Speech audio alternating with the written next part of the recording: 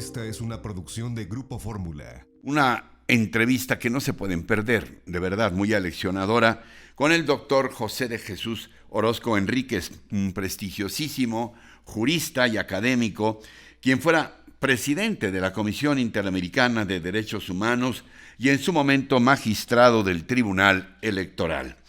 Con el doctor Orozco Enríquez conversé sobre la actual relación entre los poderes ejecutivo y judicial, de paso también un poco el legislativo, la importancia que tiene la autonomía de los poderes en un país como el nuestro y algunos otros asuntos que tienen que ver con este equilibrio o desequilibrio que se está intentando entre los poderes ejecutivo, legislativo y judicial. José de Jesús Orozco Enríquez, expresidente de la Comisión Interamericana de Derechos Humanos, ex magistrado electoral y un eminente y vigente jurista. Gracias por estar con nosotros. Un honor estar en tu programa, Ricardo, y con tu selecta audiencia. ¿En qué momento, Jesús, se encuentra la división e independencia de poderes que entendemos le da sentido constitucional e institucional a este país? Particularmente, ¿en qué momento se encuentra la relación entre el Ejecutivo y el Judicial? A ver, hemos visto con preocupación algunos ataques, permítanme decirlo así, de las ramas políticas del gobierno hacia el Poder Judicial. Esto riñe con toda la doctrina de la división de poderes que data de más de 300 años, desde que en Inglaterra se fue estableciendo esta independencia del Parlamento, después la independencia del Poder Judicial, y ya se consagra con motivo en el marco de la Revolución Francesa esta indispensable división de poderes y el respeto a los derechos humanos como una garantía para todo régimen democrático y que haya una auténtica constitución, una democracia constitucional. Entonces, estos ataques que se han verificado son de la mayor preocupación porque precisamente de lo que se trata es evitar la concentración del poder en un solo órgano. Y ya decía desde Montesquieu que todo hombre con poder se inclina a usar del poder. Y de ahí que por la disposición de las cosas se requiera que el poder detenga el poder. Y es este sistema de frenos y contrapesos que la historia constitucional comparada demuestra como una de las garantías para evitar un régimen despótico, un régimen autocrático, autoritario. De ahí que sea fundamental que se respete esta división de poderes en toda democracia constitucional. Ha sido muy público y muy notorio el hecho de que el presidente dé ya ni siquiera instrucciones, órdenes al Poder Legislativo al enviar algunas iniciativas de decir no le cambien ni una coma. Me parece que ya se ha perdido un poco el pudor en esto. Pero también sin pudor alguno, el presidente ha lanzado toda una campaña, una iniciativa para que el ministro Arturo Saldívar prolongue su mandato al frente de la Corte como presidente de la Corte durante 2 años más. Y ha dicho claramente el presidente López Obrador que esta iniciativa es absolutamente legal. Pero en tu opinión, ¿esta viola o no viola la Constitución? Sin duda viola la Constitución, esta ampliación del periodo del presidente de la Suprema Corte, y también viola el derecho internacional de los derechos humanos. Viola la Constitución porque el propio artículo 97 de la misma establece puntualmente cuál es la duración del mandato del presidente de la Suprema Corte. Y además le confiere la atribución al Pleno de la Suprema Corte de elegir a su presidente. Los propios ministros. O sea, le hace efectivamente las ministras y los ministros. Es una facultad constitucional para que ellos elijan a su propio presidente. De ahí que una pretendida ampliación del periodo riña con lo previsto expresamente con este artículo 97, pero también se le pretende ampliar indebidamente el periodo de 5 años para los consejeros de la Judicatura Federal también a 2 años más. De ahí que esto sea una violación al principio de la división de poderes y de la independencia judicial.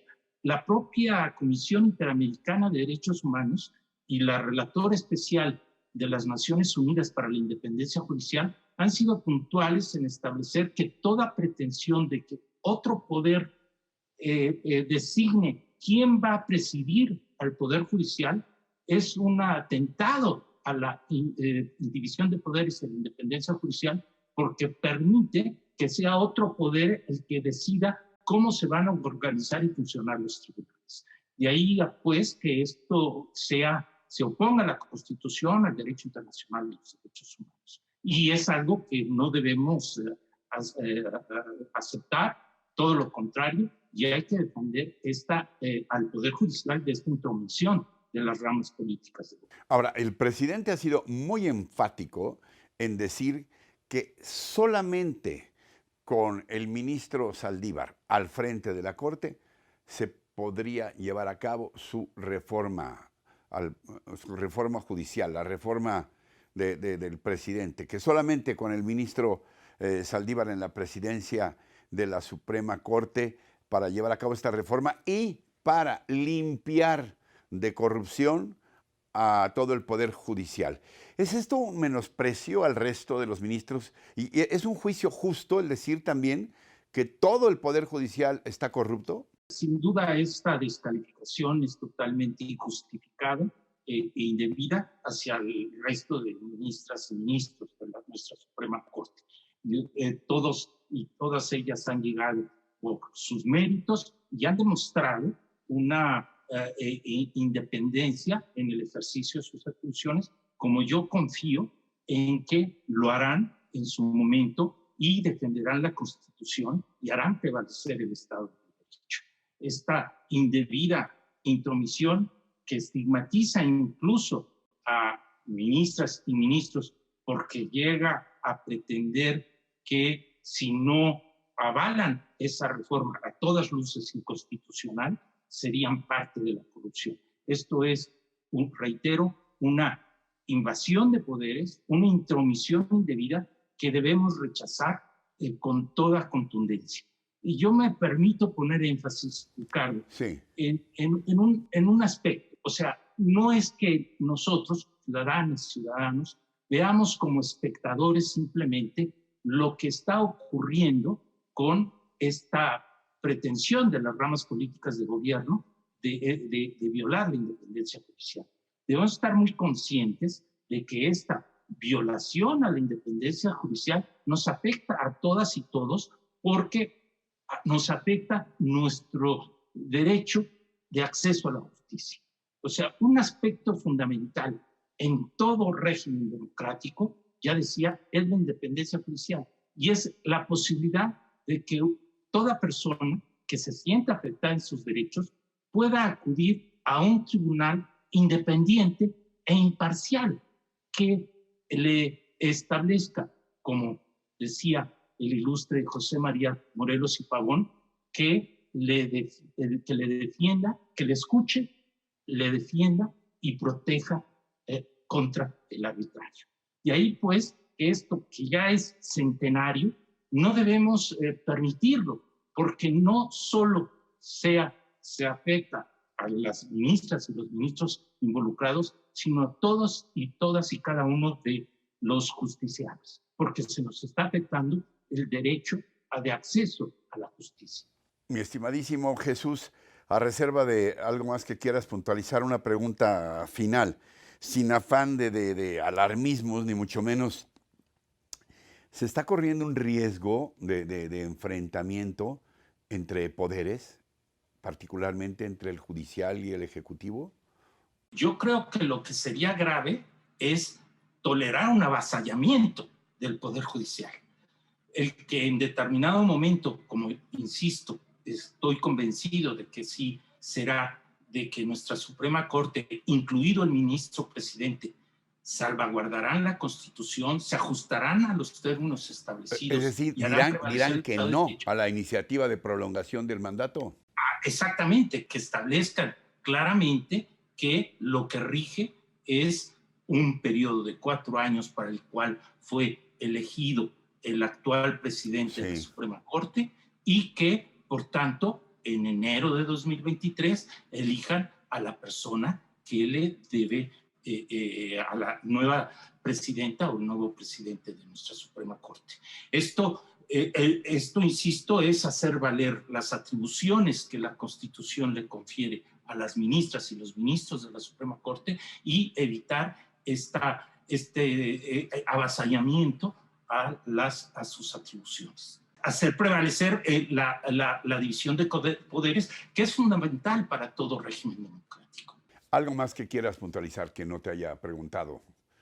Pues básicamente es esto de que se afecta la independencia judicial, debemos salvaguardar y defender al Poder Judicial y simultáneamente hacer valer nuestros derechos y exigirles a las ramas políticas de gobierno que respeten la división de poderes y la independencia judicial, que son fundamentales para una democracia constitucional. José de Jesús Orozco, con mi abrazo fraterno de toda la vida, gracias por esta conversación. Este espacio se queda abierto, también por iniciativa tuya, y estamos en contacto. Mil gracias, Ricardo. Un honor estar contigo. Hasta pronto, gracias, hasta siempre. Encuentra más contenido como este en radioformula.mx.